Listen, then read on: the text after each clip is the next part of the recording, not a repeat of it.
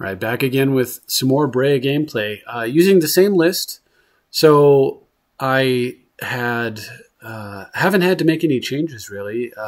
It's been pretty smooth, and so far I haven't missed a Vandal Blast. Although I'm sure at some point I'm going to get punished for not having it, but so far so good. So let's take a look at how things have gone. This was today. I'll run you through the games, and then we'll just see what happens. So not all games are interesting, but I believe that there are some interesting games in here. And what's neat is that a few of these folks have come back multiple times to try either different builds or different games against the deck. And I'd always find that to be very cool because people like to throw themselves against the deck, and they like to see if they can beat it. And I think that's pretty admirable. So let's take a look and see what happened. So first we've got this game against AHD 2486, I think it was. 2468, okay. And I have to mulligan once, but I decided to keep the hand that you see here. My opponent's commander is Omnath, so we'll see what happens. And for some reason I've got that bug again where the chat log is just totally invisible to me, so we'll just have to play it as is. Anyway, opponent leads off with Arbor there, which of course Deluge is just quite yummy. Again, like, you want to keep hands that are good against your opponent's commander, right? So I mulligan the first hand because, while it might have been fine in some cases, this hand, although it was light on mana, had all the goods to beat a green deck, right? Jace is very hard for them to deal with. A board sweeper is hard for them to deal with. Treachery is tough for them to deal with. And as you can see, it's going quite well. So I go ahead and Treachery Omnath here. Make an interesting play. And if you're not aware of the interaction here, this should be interesting to you as well. I actually Tezzeret for 1 and grab a Soul Ring, Talisman, clamp the Omnath, and pass rather than getting Winter Orb. Notice I did not draw extra cards because it's my opponent's commander. It goes to their command zone, does not go to the graveyard. So I don't get the extra cards off of that, which I knew, but by killing the commander like that, what I hoped that would happen is that my opponents on their turn would tap out and cast Omnath and pass. And since I had Jace in my hand and Tezzeret on board, my plan was to then go ahead and Jace, bounce, Tezzeret, Orb, and call it a day. Or alternatively, the other plan that I was considering was something along the lines of Jace, bounce, Tezzeret for map, strip their Utopia Sprawl, pass. They would most likely replay their commander. Assuming they didn't draw a land, they'd have 3 lands, tap out and play it. If they drew a land, they would have 1 extra land and play it. And then I could Jace bounce and then go get Orb or something along those lines. So anyway, either way, you know, it's always nice when you can win with this deck without... it's not something you should try to do, but it's always a good sign when you can win a game without actually deploying Breya. Keep in mind, of course, though, that the opponent doesn't... Like, the threat of Breya is still part of what's making it easier to win the game. So anyway, my second game is against Raptor Matrix. Playing Atraxa, and I have a hand that's pretty good against blue, usually. Depends on how much disruption my opponent's able to muster. So far, they're focused on development rather than disruptions. This is looking pretty good. I'm hoping they go Atraxa here so I can fall off in response. And then if I hit a Force of Will, I might cause them to do a split that doesn't make any sense. Instead, Vedalken, Shackles, and Teferi go to the graveyard. I need mana, so I allow those to take a hit. Shackles is a long way off from being useful against Atraxa, and Teferi is a long way off without mana, so I'd rather have the 3 cards. But my opponent gets Ancient Tombs. This is the second time they've cast their commander at 6 this time. Able to get it right back into play. On my turn, I get Spellseeker that my opponent had given me earlier and remove that from the board immediately, because my concern is that a deck like that's going to run a lot of Planeswalkers, and so I'm worried that they're going to be able to get a Planeswalker into play. So I want to pause the game for a moment. I'm worried they'll get a Planeswalker into play and then immediately start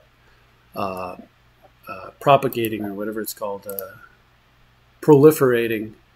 The other thing, though, is that early on, my opponent actually Mystical Tutored for, I don't know why, Merciless Eviction. So I know that this is in their hands, so what I'm trying to do is convince them that they need to play it.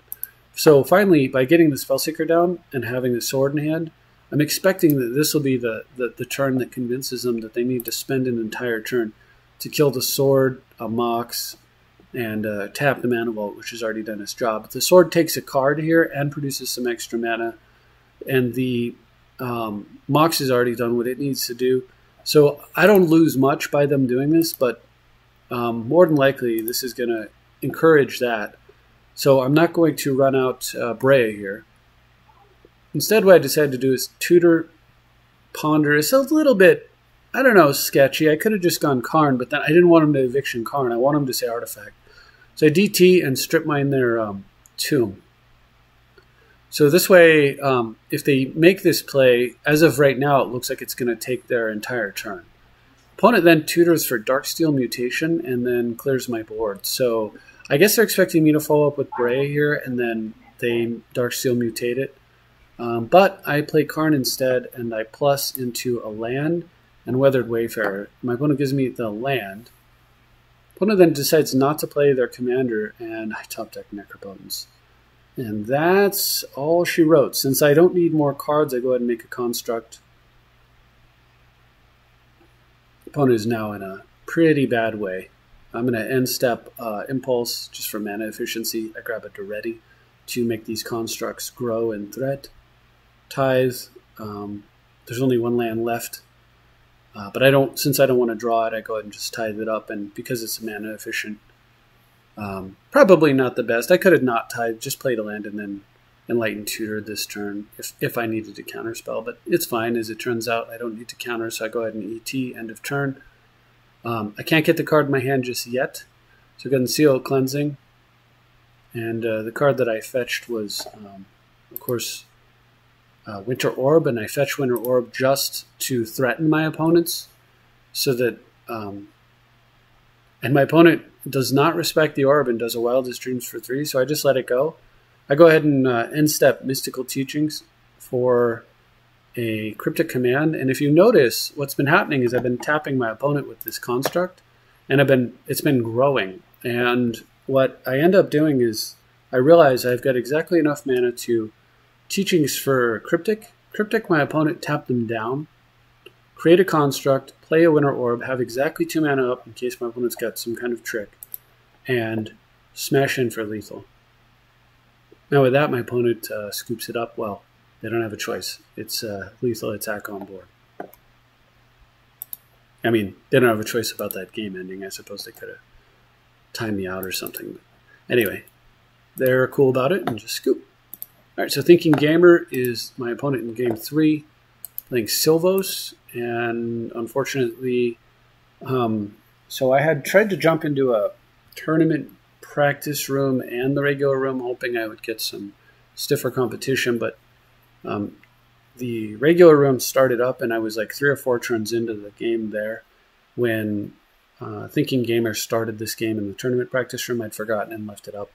So I took too long for the opponent to just sit around and stare at an empty board while I do nothing.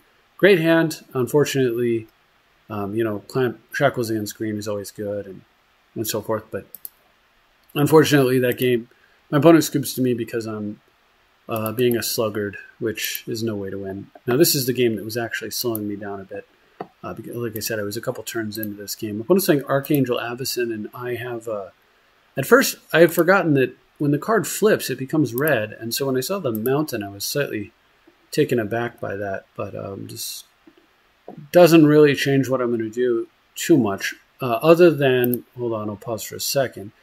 Other than I might have held back and kind of hid behind the monolith and not necessarily jammed down to Skull Clamp like I did. But there's always a chance my opponent does something like Land Wheel of Fortune, so I figured, what's the bigger risk? Is it playing my cards and having them risked, subject to my opponent's removal, or holding them and then potentially getting wheeled? And I figured actually removal is the bigger risk.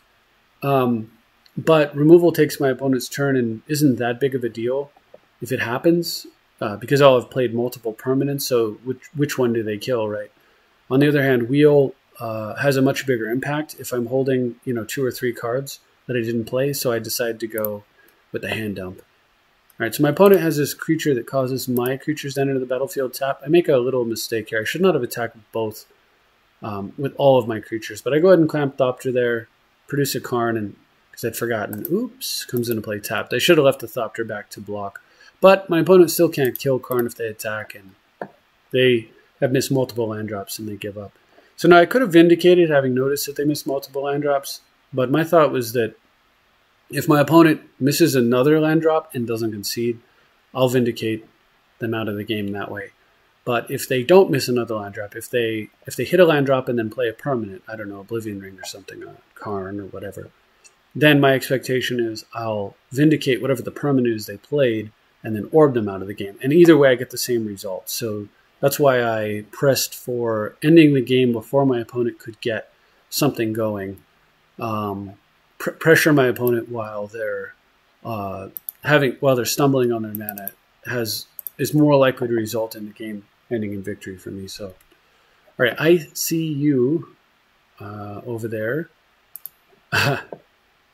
That's funny to even say. So I guess fairly amusing. Anyway, they're playing Atraxa going first. They get a first turn since he's Divining Top. I think they had a mulligan though, so I have a little slow hand, but a powerful one. So I've got turn 2 Dark Confidant, which is powerful, but no play on turn 1, no acceleration, no mana acceleration here to be seen. I'm not piggybacking off my opponent's Soul Ring because they don't have one. So with my copy artifact, so just kind of chilling out here and letting Confidant do its work. Now I'm going to pause for a second. So what I could have done there was gone Tomb, tap 3, Coalition Relic, and then I have a counterspell up. But the problem is if my opponent counters or destroys the relic with a disenchant effect, I haven't given them a target yet, so there's a good chance that they could have one. Then I can't counter. So I decide, I'm winning with Confidant. Why put myself in a situation where I can't counter, and then I have to play a reactive game with Spellseeker going to try to fetch answers with one of these 2 cards? What I could do is just play the 3rd blue. Now my opponent can't Wasteland and then make a play and pass. And then next turn I can go land, relic, and still have counter magic up. And that's just a lot stronger. Now the other thing I don't do is I don't attack with Confidant the first time. So I don't attack with Confidant the first time because my opponent's playing green-white. And on the one hand, green makes me want to attack because of Sylvan Library. They're also playing black, so they could have Confidant and Necro. So those cards make me want to attack. But on the other hand, white has the potential to be running Condemn, and that card makes me not want to attack. So I decide to split the difference. I won't swing the first time because I'm unwilling to try to even protect my Confidant for starters. And what I'm hoping happens is that my opponent plays Atraxa, I counter it, then I can swing in for free and go like land, Coalition Relic, copy the relic, something like that, or maybe Merchant Scroll for a Force of Will. So I wait a turn because that kind of sequence is running through my mind of what could happen.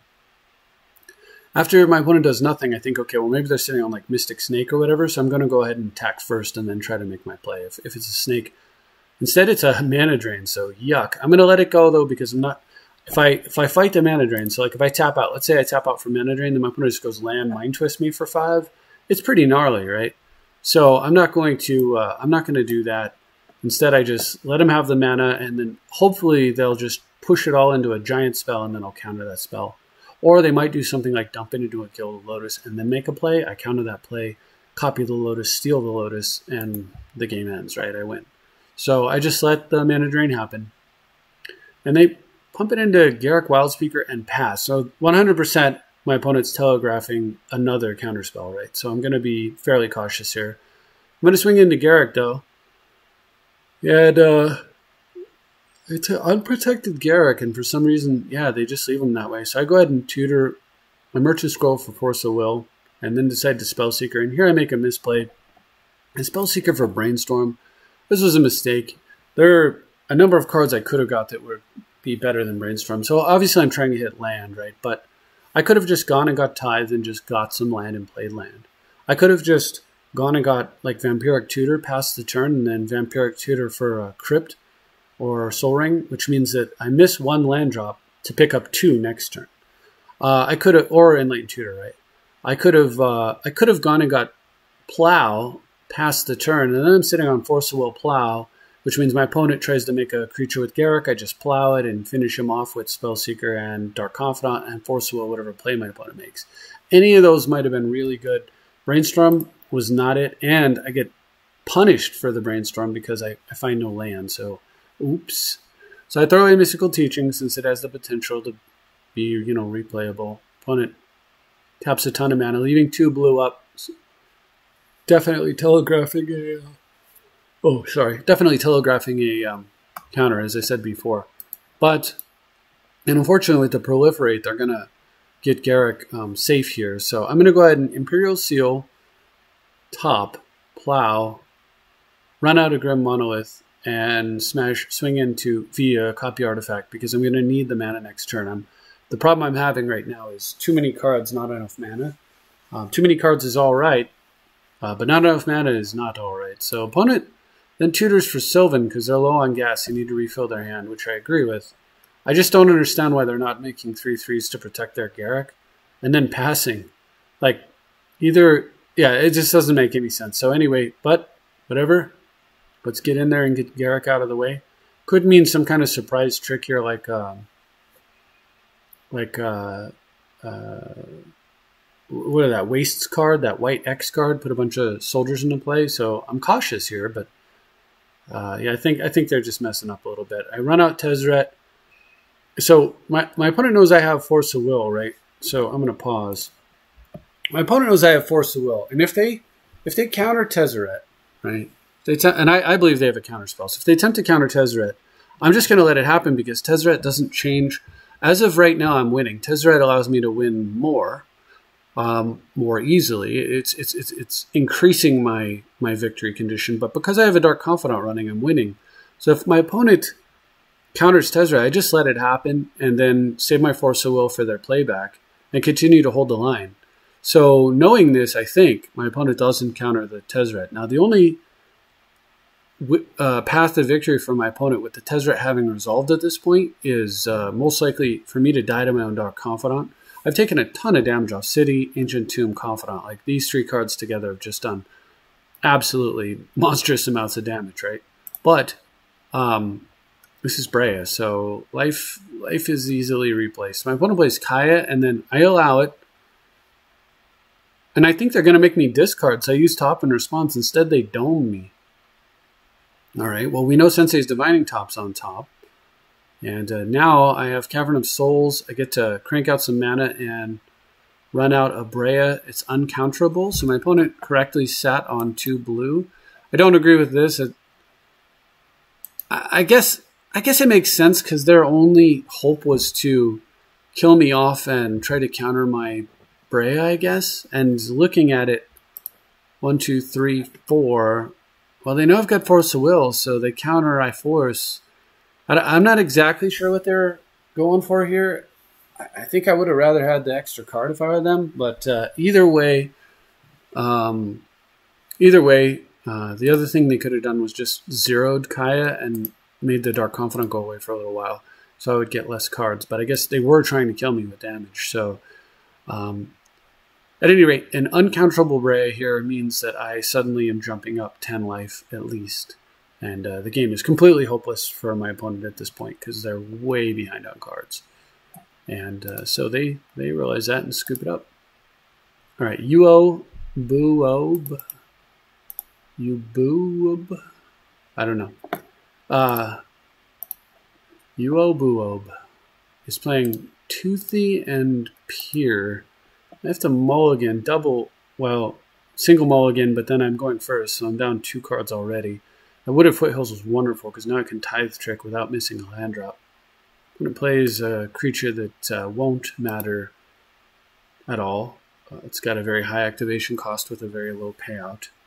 So I go ahead and use the Tithe Trick to fix my mana a little bit and make sure that I'm going to hit some land drops for a little while here. Tell me we're not going to bug out, are we? No, I don't think this is what I would have played. I think this is a bugged game. Let me see if I can skip ahead. Yeah, it's a bug game.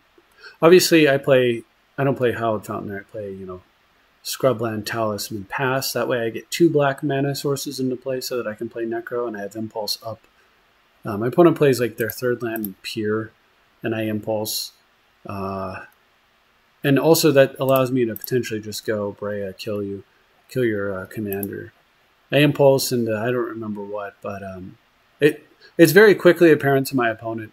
I mean, the bottom line is it's very quickly apparent to my opponent that their commanders aren't gonna do anything against the stack, and not with the draw that I have. So they just scoop it up. But unfortunately, it appears to be bugged. But I have other games against them. So here, Blackagar, Boltagon, jump back into a game with me. That's what I mean about people like trying different things, and a different deck now brings probably a more serious deck. I think Omnath more serious than the red-white deck, I would say. I preordain looking for mana and find some, so that's very nice. When it has Finhorn Elves, I've got, but see, they're Omnath, but my draw is really good. So I've got Expedition Map, Imperial Seal. Opponent, I think, just runs out Omnath here. Oh no, Zenith for 2, but doesn't get Priest of Titania. Very strange. But anyway, I go ahead and play the Crypt off the top that I tutored for. Use it to play Tomb. Use that to play Trinket and Trinket into Soul Ring. So I jump up 6 mana this turn. And none of it to be affected by the Deluge in my hand. I run a Stoneforge Mystic out first, though, into Jitte and swing. Unfortunately, the way that the mana worked out, I can't leave Mana Leak up. But I'm going to be able to move the Jitte over and remove 2 of my opponent's creatures. They do get the mana, though, thanks to Omnath's storage of mana. They now have 6. And my opponent sends in here. I think that's slightly mad, because now if they spend all their mana, Omnath dies. And if they don't, I still got two counters on Jitte. So I'm not sure that was particularly wise. Anyway, I get to go ahead and fetch up a couple of mana sources. Equip Jitte, my opponent goes for Beast Within, and with exactly 3 mana available to them, is this gonna bug? Don't bug.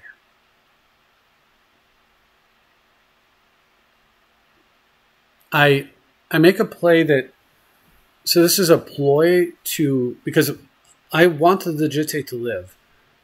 So I remove 1 counter to shrink Omnath by 1, and then I Mana Leak the Beast Within.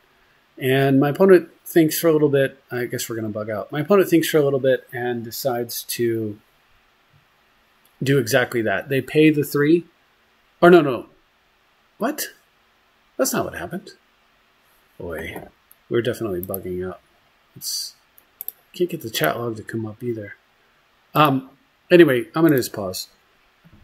So I Mana Leak, and so my opponent has to either spend the 3 mana for the leak, which allows their Beast Within to resolve, but then Omnath drops dead because it's a 1/1. They don't have any mana in their pool. A 1/1 who's had -1/-1 applied to it, becoming thus a 0/0. And that's what ended up happening. My opponent, Omnath, died. So they follow up with an Omnath, but I then have some pressure going, and I'm able to keep Omnath off the table indefinitely with Breya at that point, and the game is just over. Opponent never really gets up to their big stuff, and they beat their face in with a 2/2, a 3/3, and a 4/4. And it goes very quickly after that. So I stand up another game, and my opponent jumps back in, and this time brings his original Avacyn deck and goes first turn Soul Ring. So awesome stuff there. For me, I'm going to DT for a Crypt, and my opponent gives up. They miss a land drop here. I was going to... So the game plan for me at this point was I was going to Crypt.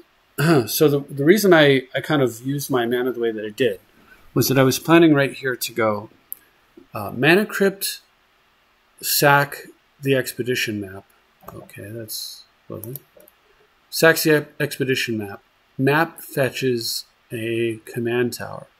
Then on my turn, upkeep, Vampiric Tutor for Dak Faden. Play command tower, tap Tower, Tundra, Crypt, steal Soul Ring, and then from there I've got Will to replay the Vampiric and the Demonic, plus I've got a Plow, so I'm going to wait. I'm going to Plow.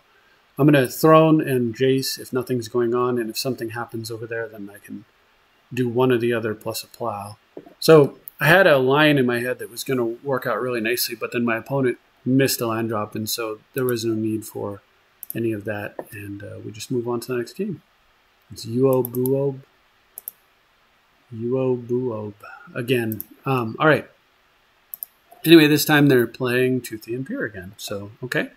And they win the die roll, and I have a first turn Wayfarer or Tutors. So what's better? I think Wayfarer, since it's slower. I could have played it off a Scrubland. That way I could tutor during upkeep. But I decided I'm going to take it. I'm going to take it easy here. I've got this Mind Twist, so I want to stall as long as I can. So I go ahead and Tithe Trick a Wasteland into my hand and then Vamp. Or I don't even need to Tithe Trick. I just go get a Wasteland and then Vamp. Steal my opponent's creature. Untap my lands. Now I'm going to Tithe Trick. And go get a Strip Mine. Play a Skull Clamp and pass. On my opponent's turn, so I play the Clamp with the intention of killing this off immediately so that they can't get it back from the treachery. And by immediately, I mean as soon as possible, whenever that might have been. My opponent plays Everflowing Chalice. Unfortunately, Chalice is a stupid card to try to play online. I've heard Luis Scott Vargas jokingly say that he doesn't take Chalice because nobody's ever played a Chalice with Kicker on Magic Online. This is one of those cases. He's joking about a problem that Magic Online has where the interface allows you to play this on 0 too easily. You float the mana, then you click on the card to play it, and it immediately puts it into play. And if you're not careful. It's too easy for it to happen. They really should say something like, it really should be like you click on the card and then it should say, how much Kicker would you like to pay? And then you pay, like you run up the dial 0, 1, 2, whatever. And then, I don't know. Somehow I think that the interface could just be better. I'm not going to get into it though. There's a lot of things that Magic Online could do better that it doesn't do. And if I were working for Wizards, I'd have a list of things that would improve the quality of life and cost them very little programming effort, like that card there. All you'd have to do even is just have are you sure you want to play this? Do you really want to play this for 0? I mean, how inconvenient is that to the people that do want to play it for 0 versus the number of people who do not, which is the majority. Anyway, Bonfire Lowell is my next opponent. And this opponent is running a... Well, it doesn't matter. They're running an Anafenza. It could have been a tough match, although I have like all the goods to really make Anafenza struggle. Unfortunately, my opponent here has a mulligan twice and decides it's not worth the lulls, I guess, and doesn't play it out. Excuse me for just a moment.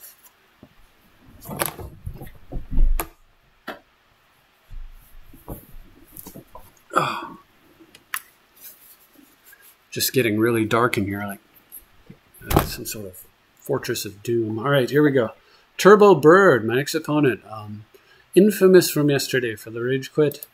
Hopefully in better spirits today. Look, I mean, I've Rage Quit too, so it's not like I hold it against the person. I just usually...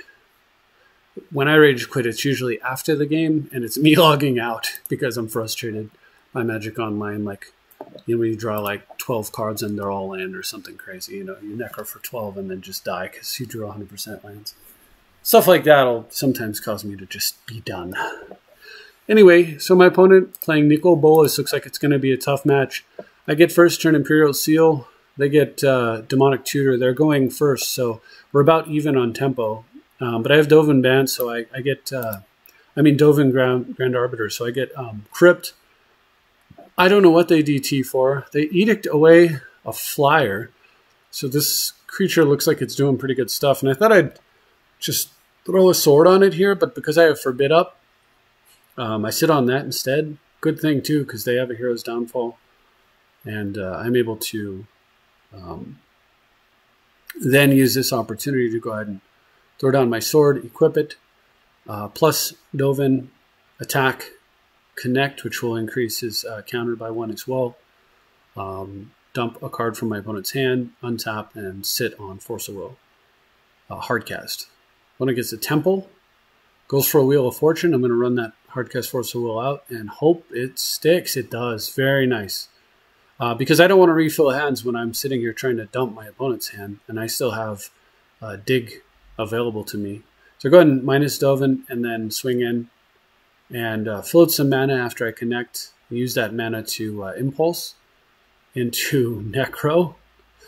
Okay, Necro off to Felwar, and that is all she wrote, folks. Opponent's going to scoop it up here. Still can't see the chat log. Do not know why.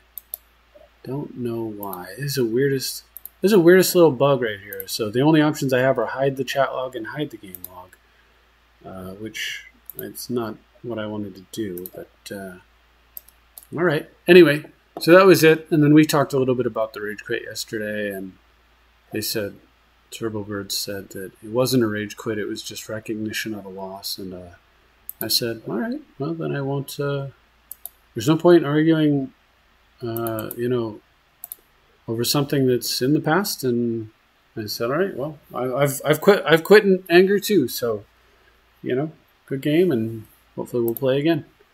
I like that better than trying to hold grudges. Anyway, I double mulligan against Clown Shoes 11 and playing Arcades as strategist, and I keep a very questionable keep. However, it has Dak Faden, one of the most important tools against an early Soul Ring, and an acceptable way to dig myself out of a mulligan, and then I make a huge misplay right here. Red. Where's my white-black land?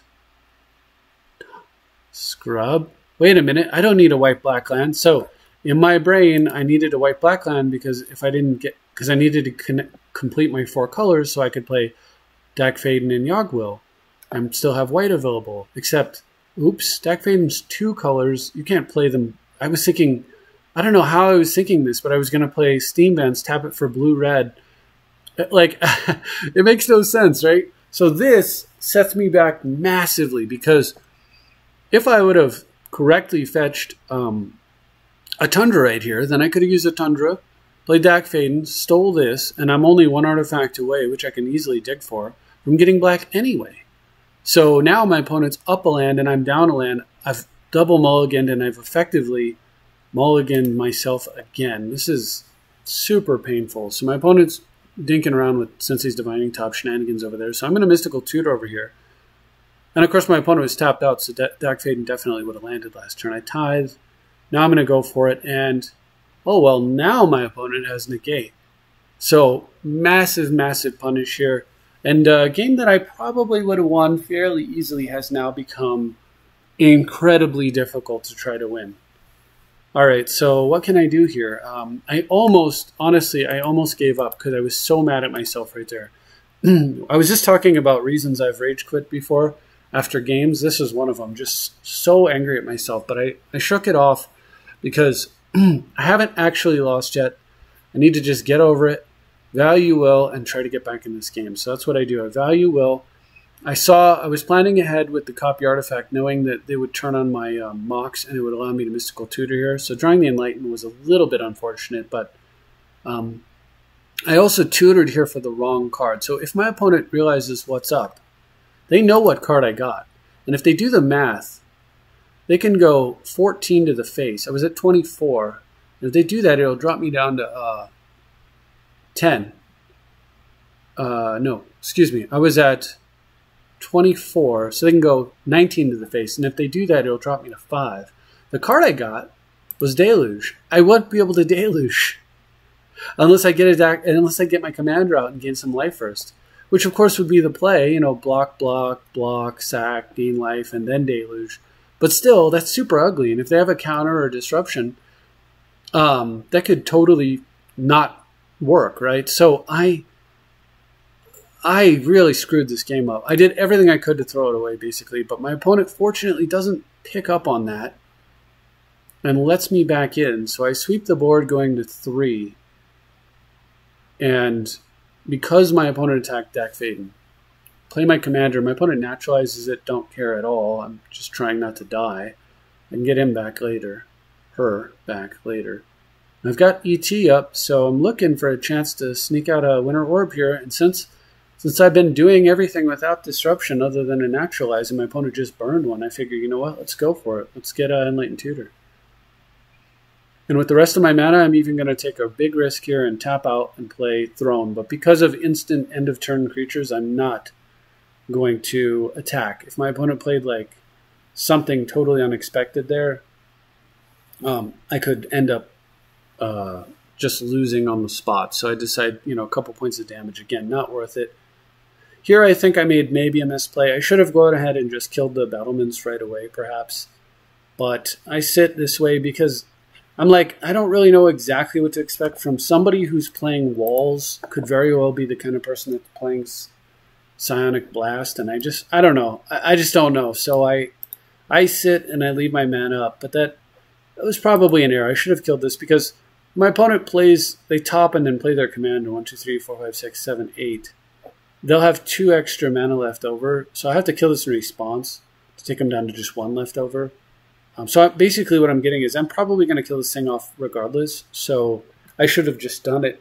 And but on the other hand, this indicates to my opponent that I may have counter magic, and they may overly respect that, which is, the bluff factor. So there's something to be said for that as well. It's a little bit of a toss-up. At any rate, my opponent realizes that, so they've got nothing, and they're totally out of gas. I'm going to be drawing 2 cards per turn, and I have the board, and so they scoop it up. Now, what they don't know, and I checked by hitting the draw a card button, was it the next 6 cards? It was 6 cards down, so 3 turns of draw 2, draw 2, draw 2. 5 of them were all mana sources. Only one of them was an action spell, so I kind of got lucky that they scooped there, to be quite honest. All right, anyway, J.G. Harris here playing Thassa, and I'm going to pause. I have Force of Will, so I realize that I can set my opponent up with a trap. So I Mystical Tutor specifically for mana drain here, rather than something I might like to say Demonic Tutor, Mystical Demonic, some chain like that. So that there's only 2 ways that this can go, right? Or that I expect this to go, right? So the 2 lines that I see, or that I'm trying to, basically I'm trying to alter the timeline and make sure that we travel down one of the 2 that leads to victory, right? So one line that leads to victory is my opponent goes land, taps out for Thassa, I mana drain it, and they definitely lose because then I'm going to pump it into a Gilded Lotus Karn turn. The other line, which is the one I expect to happen, is that my opponent's going to save, which gives me time to top deck lands and other playables, right? And then eventually my opponent's going to get enough mana where they're going to cast Thassa with counterspell backup, knowing I have mana drain. I'm going to mana drain, they're going to counter back, and then I'm going to win the counter war, still get the mana drain off, and steal a counter from my opponent's hand, and then proceed to win from there. So I don't know which line we're going to go down. It depends on how good my opponent is. If they're terrible, they're just going to run right into Thassa here. That tap land doesn't tell me it doesn't really clarify for me what could happen here. So I could run out Dove in here and then force it through a counter, but then I'm shields down, and I don't like that.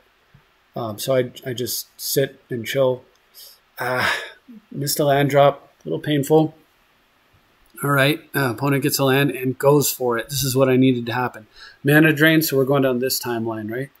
Opponent mana drains back. I force with Treachery and sticks. All that juicy mana allows me to play a lovely little Lotus Karn, exactly as we wanted. And my opponent uses the opportunity to try to catch up using Thran Dynamo, which was precisely what you expect is the correct play and hope for them to do.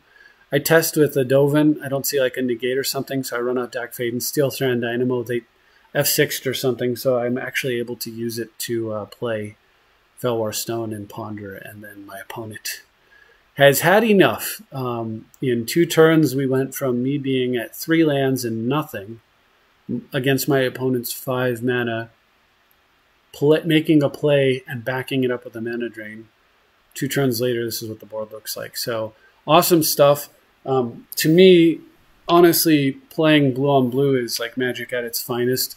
because of exactly this doing the dance of death here, where I miss the old days where I miss Type 1 so much. The original, where you could run 4 mana drains and it was actually a format about this little game right here. This battle to resolve mana drain was actually very enjoyable, and you can see a little bit of that in that game. So I thought that was pretty cool. Excuse me. All right, so we've got Clown Shoes again coming back for a little bit more testing. This time using Captain Sisay, which is definitely a serious commander. I have to mulligan, and I decide I'm going to keep...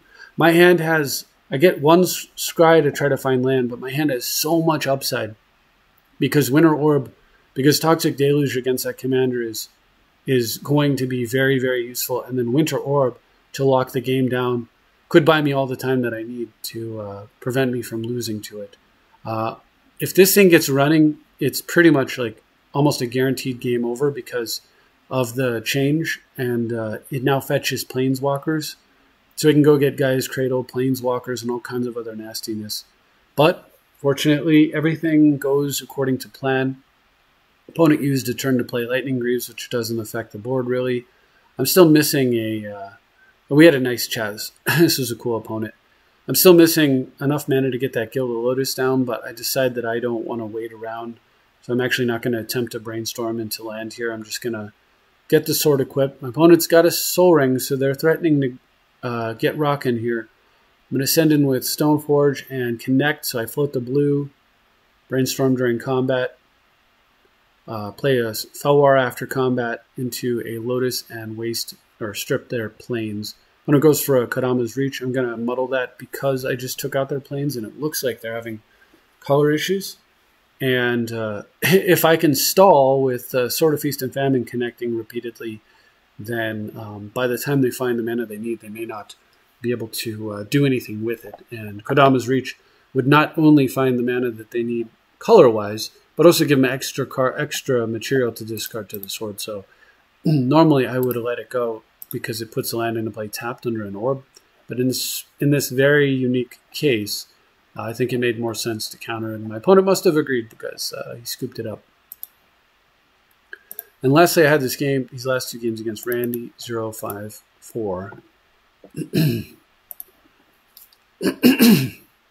Excuse me. So here we go against Magus, God of Slaughter. I'm not sure why the opponent could... Oh, they mulliganed to 3, so that I guess it wasn't 2 games. It was 1 game where my opponent... We'll not count that. All right, so next game, first game against Randy 054, basically. My last hand was pretty good. This hand is probably a bit better. Actually, my last hand was okay, I suppose. Ow, that really hurts. I can tell you this. Sneezing is one of the most painful things you can do with a broken rib. Oh my goodness, it hurts. Anyway, I come roaring out the gates, and I think my opponent just doesn't want anything to do with this, and they just scoop. If they did not scoop here, I had a couple different things that I could be doing. So one of them might have been sack the Soul Ring.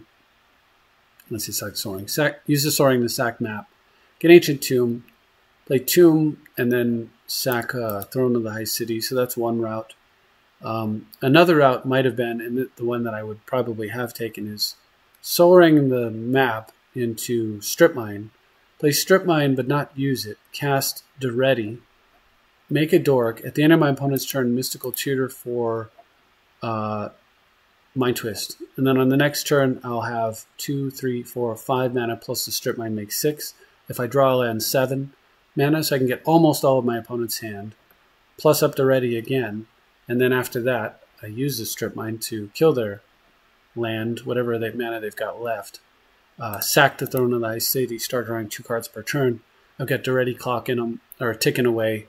And if my opponent doesn't concede under that circumstance, which I can hardly imagine, but if they don't, then I can eventually ultimate Duretti, because at that point Duretti would be on 6. So I could ultimate Duretti and copy the map and go get Wasteland and take out whatever the next land is that they played. So would have really been a massive game of card drawing and suppression.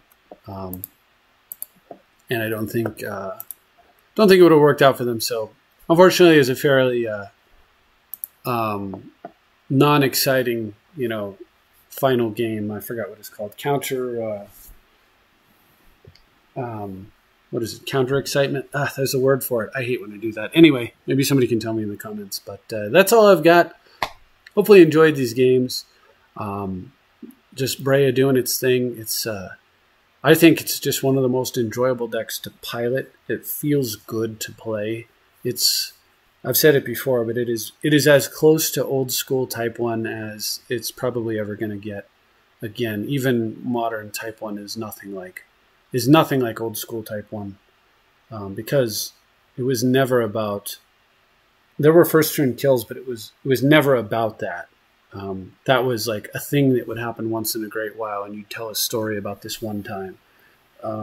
Whereas now, the format is not necessarily about first turn kills, but it's about a lot of decks that can win the game on turn one virtually. So they either generate so much card advantage on turn one that the game might as well be over, or they lock you out of the game before you can play. And it's a fairly miserable format to play, quite honestly. Like, Mox, Forbidden Orchard, Oath of Druids, into Grizzlebrand is like just so I don't know, not enjoyable for me. So this is the format that I love, because you get these crazy plays, but there's still a game behind it, and there's things to do, and it's just more interesting. But you have crazy draws just often enough to make for some very exciting Magic, and that's what I like. I like some madness, and I like some method. I like the mixture. Anyway, thanks very much for watching. I hope you enjoyed yourself, and I'll see you next time.